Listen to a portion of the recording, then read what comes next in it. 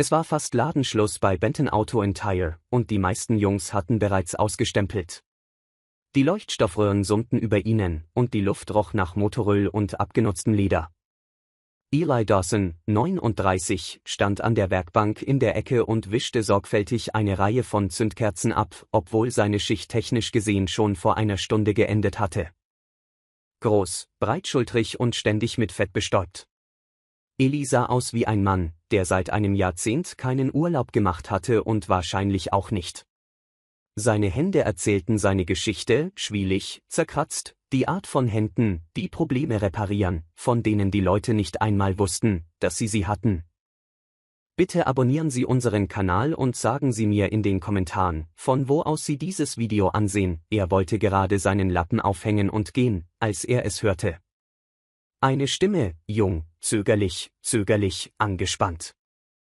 Auf der anderen Seite der rostigen Tür des Ladens. Hey. Ist noch jemand offen? Eli drehte sich um und sah einen Jungen, vielleicht 17, der unbeholfen eine Kiste in beiden Armen hielt. Dünn, blasse Augen, die herumhuschten. Ja, ich bin hier, sagte Eli, ging hinüber und stieß die Tür mit seiner Schulter auf. Was gibt's? Der Junge stellte die Kiste sanft auf den Betonboden. Ich habe Ihren Post über den gebrauchten Kinderwagen gesehen. Den für $10, Eli blinzelte. Das war vor Tagen. Dachte, er wäre schon abgeholt worden. Er wurde heute Morgen als noch verfügbar markiert, sagte der Junge, die Stimme brach ein wenig. Ich werde erst am Montag bezahlt, aber, mein Bruder hat gerade ein Baby bekommen und er kann sich keinen leisten, und ich dachte, vielleicht könnten Sie ihn einfach zurückhalten. Eli kniete sich neben die Kiste und öffnete sie. Drinnen war der Kinderwagen, in Ordnung, nicht schick. Abgenutzte Räder, ein ausgefranster Riemen, aber er ließ sich immer noch ordentlich zusammenklappen, rollte immer noch, hatte immer noch einen Sonnenschutz. Er blickte auf. Der Junge vermied Augenkontakt, seine Wangen waren rot. Wie heißt dein Bruder, James? James Bearden. Elis Magen drehte sich. Er stand langsam auf, seine Stimme war jetzt tiefer. Wo wohnt James? Draußen in Loring, sagte der Junge. Dieser kleine Wohnwagenpark an der Route 47, Eli fuhr sich mit der Hand über das Gesicht. Loring war fast 40 Meilen entfernt, über Nebenstraßen, Schotter, und die Sonne sank bereits. Der Junge verschob sein Gewicht. Ist okay, wenn nicht.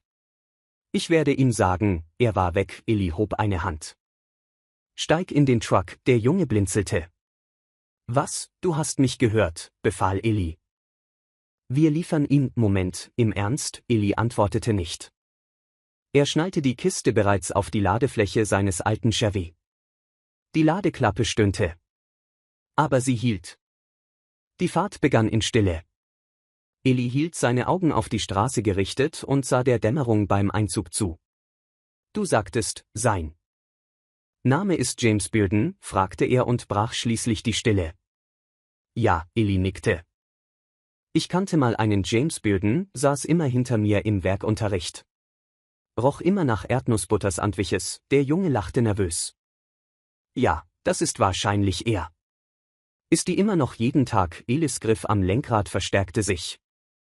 Er sagte es nicht laut, aber er hatte James gekannt. Gut.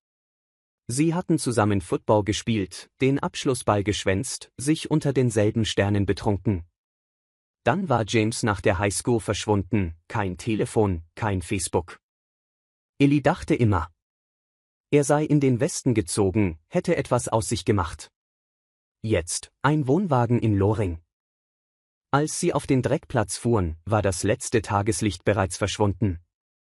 Der Wohnwagen sah müde aus, die Verkleidung war verzogen, eine Verandalampe flackerte. Der Junge sprang heraus, eilte zur Tür, um zu klopfen. Sie öffnete sich. Eli blieb zurück. But when the man stepped into the frame, backlit by soft yellow light, Eli's breath caught. It was James. Older, thinner, Swan's thick brown hair now cropped short and patchy. But the eyes were the same. Wild, Kind, Unschure, he cradled a newborn in one arm, wrapped in a faded green blanket. Liam, what are you doing? James looked up, spotted Eli by the truck. His voice cracked. "No way, Eli." Eli stepped forward, slower now, as if afraid. The years would break the moment. "Hey, James." James blinked fast, then looked at the stroller Liam was now pulling out of the truck. "Bet. You brought that." "Didn't figure you'd have time to come get it," Eli said, his voice calm but low. James let out a shaky laugh. "Man, I can't believe it's you." The baby stirred in his arms.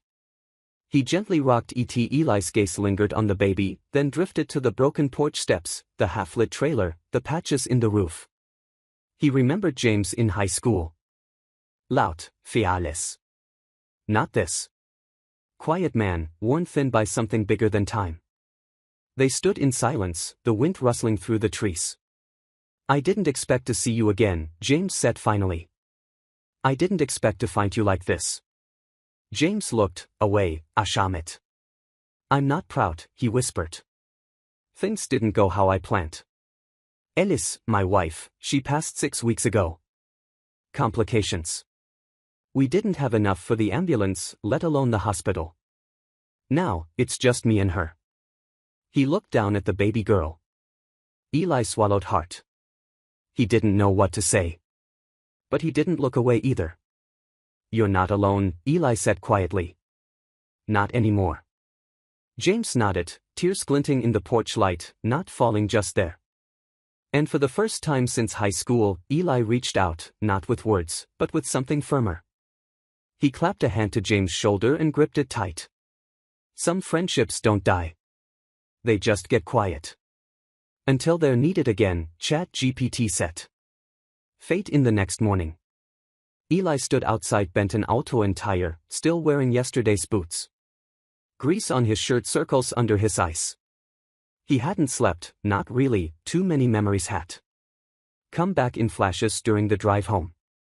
He kept seeing James holding that baby girl, looking like a man fighting the world with one hand tight, around noon. While changing out a radiator, Eli made a decision. He dug through the shop's back closet, past the old tires and forgotten parts, and pulled out a dusty toolbox labeled loaner supplies. He grabbed what he needed, made a few calls, and by sunset, his truck bed was packed with more than just tools. There was a portable crib, a bag of diapers donated by a customer, a used baby monitor one of the guys found in his attic, formula, blankets, a small teddy bear with a crooked smile. He drove the 40 miles again without telling James when he pulled up. James was outside fixing the porch step with a screwdriver. That looked too small for the job. The baby slept in a carrier next to him. James looked up, squinting. "Eli, again." Eli just shrugged. "Your screwdriver's a joke." James laughed, wiping sweat off his brow. "I didn't ask for all this," he said as Eli unloaded the items. "I know." James stared at the stack of supplies, his mouth twitching like he wanted to cry but wouldn't. "She's going to have everything her mom would have wanted," Eli said quietly. "And everything you can't carry alone." James looked at his daughter, then at Eli. "Why are you doing all this?" Eli hesitated, then finally answered, "Because I remember the way you looked out for me when I was drowning in that mess with my old man. You were the only one who didn't run." Pause. James's voice cracked. "You remembered that?" Eli looked at him hard. Every day, they didn't hug, they didn't cry. They just stood there, two men bound by a past neither had talked about in decades. And a baby girl asleep in the middle of something quietly sacred. Spring arrived.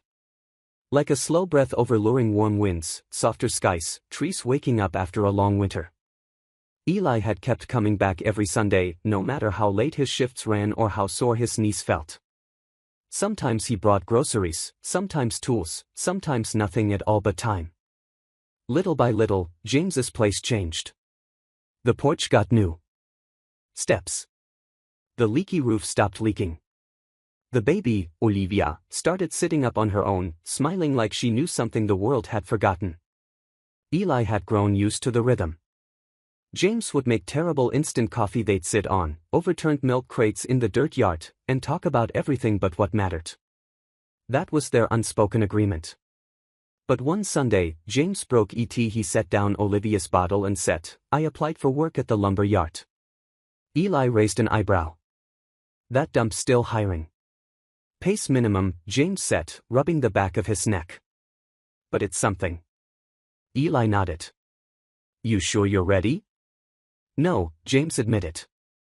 "But I want her to grow up knowing her dad didn't just sit in the dark, waiting to be saved."